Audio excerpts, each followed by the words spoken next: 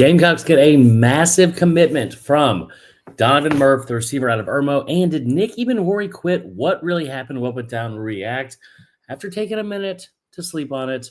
Locked On Gamecocks starts right now.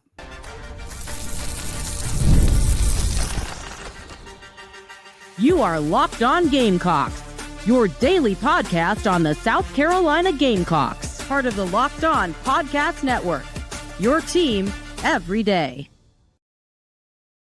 What's up, guys? Welcome into Locked On Gamecocks. I'm your host, Chris Marler, and I hope all of you have had a fantastic January 2nd and a couple days that have gone by since we have gotten past what happened in the Cheez-It Bowl. Still pretty salty, still pretty upset. Not feeling cheesiest, to be honest. Wasn't feeling cheesiest that day. But we have a lot to go over and a good show for you. We're going to talk about a couple of things here. First and foremost, shout out Gamecock women with their first win of the season. SEC schedule started tonight. They beat Missouri. We're going to talk about the Emmanwori thing probably in the second part of the show. And we're going to start with some good news because it's been a odd couple of days with some weird news and some not bad news, but just in general, right? So I want to get the Emmanwori thing after we celebrate some positive news. And the positive news comes in the form of Donovan Murph, the four-star receiver who announced his commitments at the Under Armour All-American game right before the game started. The four-star out of Irmo, 6'2", 190, good-looking prospect, reclassified from 2026 to 2025. Not seeing a ton of downside with that happening a lot early in college football. Ryan Williams, the guy that did Alabama this year, the only downside I think for the fans is if this kid's 17, we're gonna have to hear about he's 17 over and over and over again. But all in all, a really, really big get. It's the fifth get for South Carolina in just the receiver position. He is the fourth highest ranked receiver in that class, which really tells you when you talk about a four-star kid, like a consensus four-star, and a kid that came from 2026 class to 2025 class, and he's not even in the top three in the class, a lot of positives to take, and a lot of, again, kudos to the coaching staff being able to recruit him and go out and get that kid. It's an in-state kid, like I said, from Irmo. It's between South Carolina and Clemson. Some other guys were involved in his recruitment, but it was clearly a two-team mix for quite some time. And Gamecock fans and staff felt good about this one for a while. But nothing is ever, I'll tell you right now, it's his final five: Clemson, Tennessee, Ole Miss, Colorado. You never know with Colorado. They're throwing a lot of money around. They just got Juju Lewis as a fantastic prospect, young prospect that also reclassified. Tennessee, also a program that throws a lot of money around. Just lost Squirrel White in the portal. May lose Mike Matthews in the portal, who's a former five-star from last year. They got some people to replace there. Ole Miss, obviously some salty feelings still involving that. Juice Wells showing his ass tonight in the Gator Bowl after scoring a touchdown and mocking Shane Beamer in his celebration, which is just like, bro, just move on. Just move on. Like, you're the one that said it was so much better for you. Just move on. It's weird to be in a breakup and think you've won the breakup and then tell everyone you won the breakup and then still act out and do petty things about the person that you are supposedly in program you're supposedly dunking on after you left. But whatever. But again, it's between South Carolina and Clemson. Clemson was clearly the runner-up. He took an official visit to South Carolina. I'm reading this right now from November 1st. I think Clemson on November 22nd.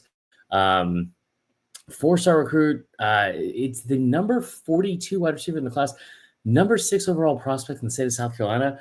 One thing that does tell me, and this is something we've talked about a lot on here, you don't see a ton of getting a guy like Clark, who's also from in-state, and kind of putting up a fence around the state is a big deal. It's still a big deal. It's something that we've seen. I think that these in-home and in-road, in-state relationships that you're building, the inroads, I guess, that you're using and building, I don't think I'm using that phrase right. I'll be honest, guys.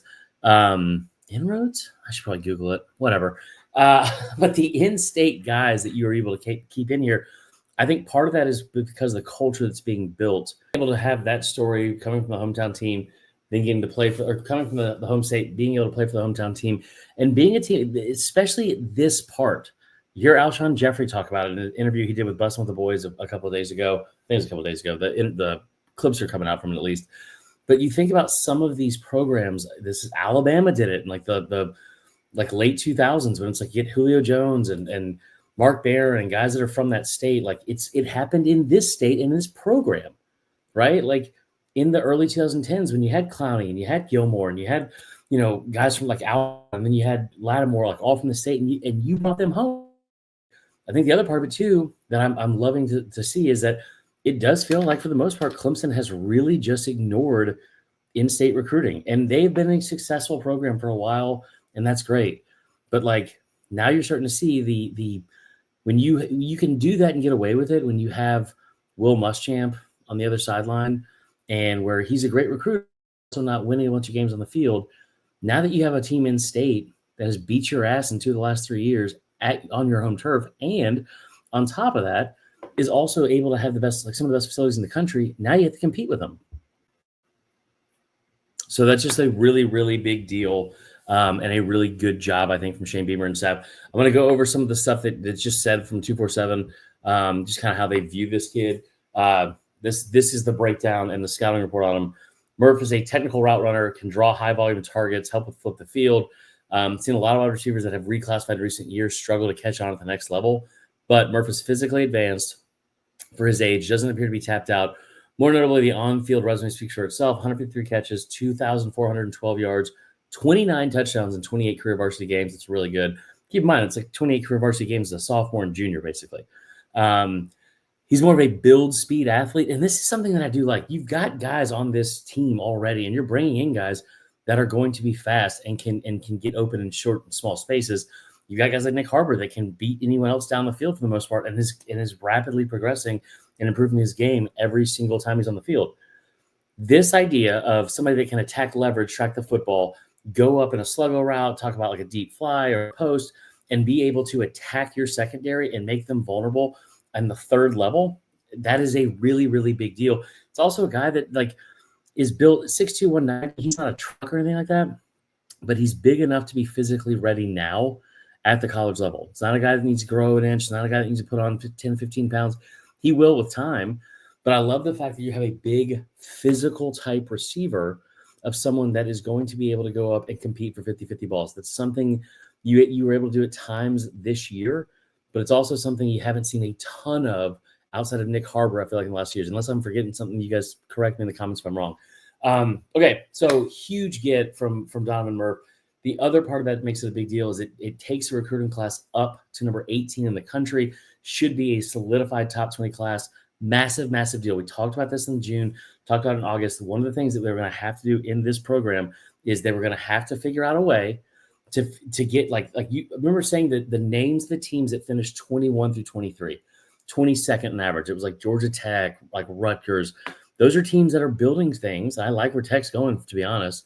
But Rutgers being like a 7-6 team, I think Tech ended up being like a 6-7, 7-6 team. Like those types of teams, like that's where a lot of those teams fell. Minnesota, Kentucky, like they fell in that range right around 22. This is where you were kind of hovering for most of the actual recruiting cycle, even after signing day ended, right? So this doesn't include the transfer portal at all. It just includes the kids you're bringing in from high school, being able to be in the top 20, bringing a top 18 class now with 11 4-stars is a really, really big deal, and it's something to build on.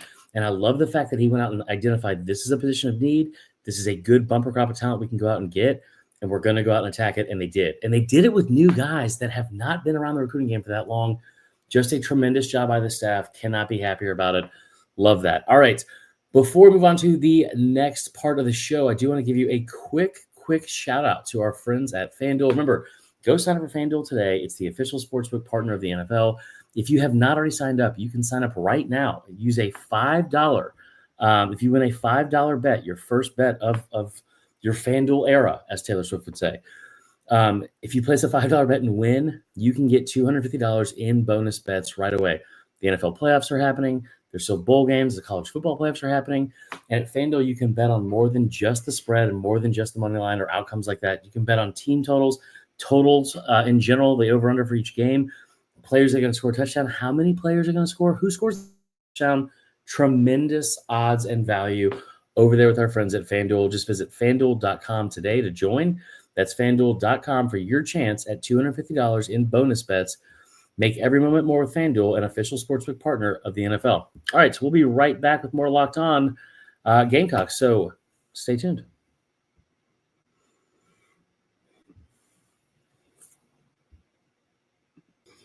All right, let's get into – I'm glad we waited on this because there's times I think in this – I'm just going to shoot from the hip here, guys.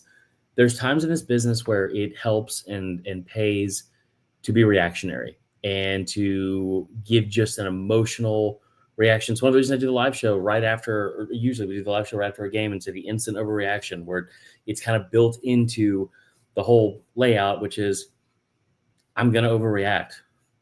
A lot of you have gotten to know me throughout this last 6 months and realized that's just, I'll say, part of the charm.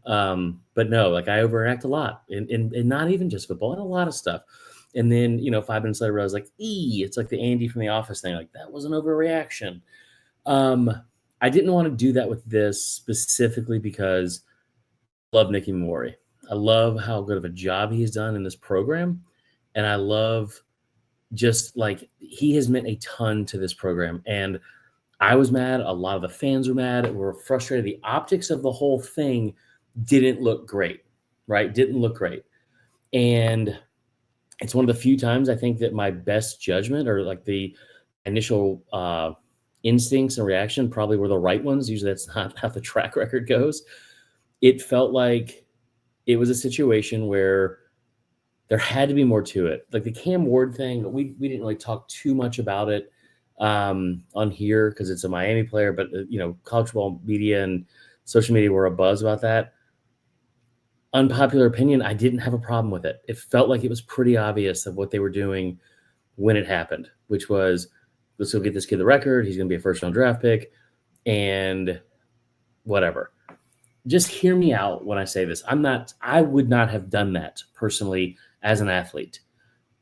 I understand the frustration from the fans about it. And I'm talking specifically about Cam Ward right now.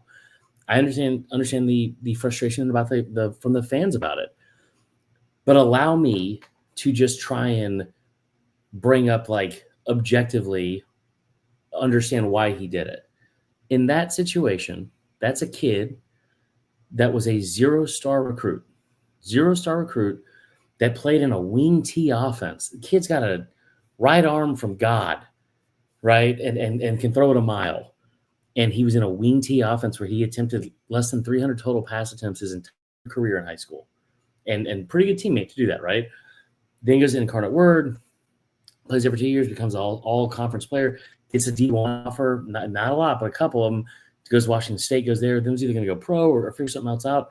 Comes to Miami, right? Comes to Miami, has an incredible season, and is now projected a potential top 10 pick. You don't have to agree with why he did it. I would not have done it. I get that part. But to see a kid who went from a zero-star recruit and then 4 years later he is now potentially a top 10 draft pick, that's a life-changing thing. That's a life-changing thing. In his case, he also was playing for a group of mercenaries, basically, at Miami on a $25 million roster that they assembled from all kids from the portal. I can tell you flat out, if you watch the game, that number 10 who got into a fight on the sideline, that's a kid that when he went to LSU, he demanded $950,000 from the NIL collective. I can tell you that for a fact. And they were like, no, you would be the highest paid player on the team. We're not going to do that. Like, that's insane. like we can't justify that by doing this. That's how the whole team was. So it wasn't like these are like his brothers that he had come up with in 4 years. I get it. It's still a team.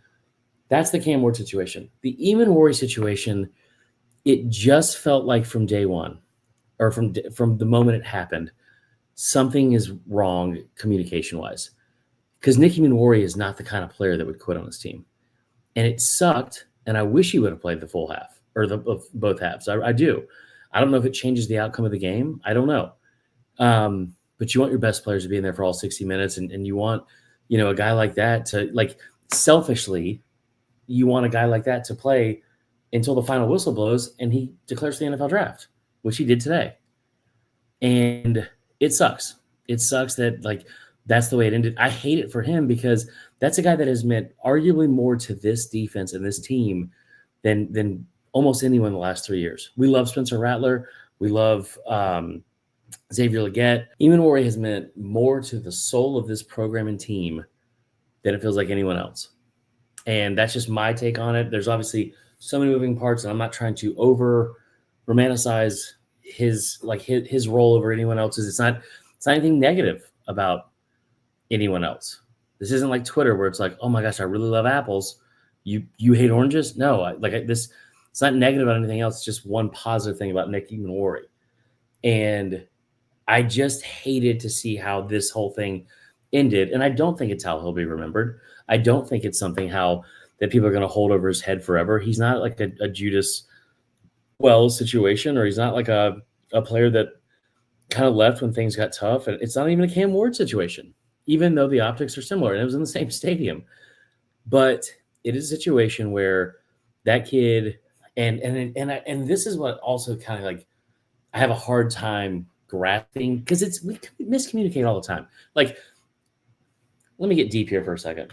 If you ever go to therapy, 90% of issues in like basic things are just miscommunications from people to people. Somebody else going through something that you don't know about, them telling you something on a day you're going through something, like whatever. I keep going back specifically to the fact that this whole thing with Lenoris and getting his NIL deal worked out started in the first bye week of the season, so September 28th. That's a level of communication of, hey, we have to be ahead of this. Let's make sure we're on the same page. Let's not sit here and hope, oh, well, you told us this and we had a handshake and an agreement and a gentleman's agreement or whatever, like you were going to say and we talk about it afterwards. No, that's expert level communication. Like, it's a good job of communicating of your wants, needs, everything's happening, right? So that's a great job. That's a great job of communicating. For whatever reason, in the situation with Emmanwori, that communication fell off. Whether it was he told his position coach, he told whoever, he said today it's for the ball. I just want to give some. It was just some miscommunication between me and some coaches. We weren't on the same page, and I'll take some accountability for that. Never intended for it to end like that, and I never took it on my teammates. Still one hell of a season to look back at and celebrate. So here's the deal. I'm fine with it. And the other part, this is like the most perfect, two things can be true at the same time. In the moment, if there is a misunderstanding or miscommunication and you're like, what the hell is going on? Like, how do we not have this figured out? When Beamer told a staffer to go get his helmet and go finish the game in the locker room with the communication, I'm also okay with that. Because if this wasn't, like, I tell you the best way this could have happened, you say it directly. And I don't know what happened behind the scenes. If he did tell Beamer, this is exactly what I'm going to do, and then Beamer forgot. I don't think that's what happened. Best way to tell somebody how you feel, go say it to their face. Go tell them directly, hey, this is my plan. This is what's happening. So I don't know if that's what happened or not. I'm not going to hold it over the kid's head. I will tell you that I understand Beamer's reaction as well as Emmanwori's reaction. And I think that the way Beamer addressed it, especially if this becomes a trend in college football, that's the right way to do it. Take his helmet, go sit in the locker room. Like, unless you have clearly stated to everyone around you, right? This isn't so like, because that's the other part of it too, is like you are on a team full of 100 dudes. So if you went up in front of the team and said, hey, this is the plan. This is what I'm going to do for me personally. I hope you understand. I love you guys. I'm going to be out there for 30 minutes. That's what's going on. It's an exhibition game. It doesn't matter. It's not Clemson. So, like, there's nothing wrong with doing that. You're a leader. The moment you speak, everyone listens. It's been that way for 3 years. So it's okay to do that. So in the future, I think that's kind of the way to go about this. You know what I mean? And if it hadn't happened, I fully understand Beamer and the way he reacted. So there you go. All right. That'll be all for today's episode. I hope all of you enjoyed it. Before we finish, I do want to remind you, we have the college football playoff happening. The Georgia game just ended, but giving a shout out to our friends at Gamecocks. They're attending the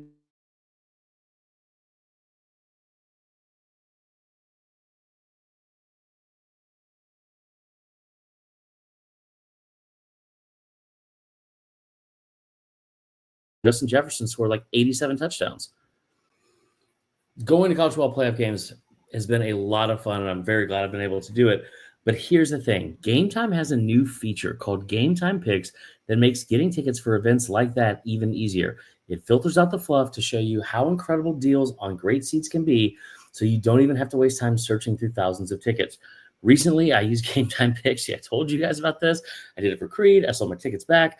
I also flirted with doing this in Atlanta for the Peach Bowl because I was over in town and the tickets were like $20. With Game Time app, you get $20 off your first purchase, basically free. That's basically it. But with Game Time app, I love all the features they have. That is one of them. They have several others that are so great. It's the best customer service in the game. They also have things like all-in pricing up front. You guys have heard me talk about it. We are all going to be going to a bunch of games over there in Colonial Life pretty soon, watching both men's and women's teams, kicking off SEC play. It's going to be great. Make sure you download the Game Time app to take that in there along with your pom-poms, along with your shakers, and along with whatever else you're bringing into that game. Download the Game Time app. I shouldn't have said pom-toms. That probably felt weird. Create an account. Use the code LOCKEDONCollege for $20 off your first purchase. Again, terms apply. But create an account, use and redeem the code LOCKEDONCollege, all one word, all capital letters, for $20 off your first purchase. Download Game Time today. Last minute tickets, lowest price guaranteed. All right, guys, we'll be back tomorrow. I hope you have a fantastic rest of your evening and a great start to the week. Please be safe. As always, go Cox.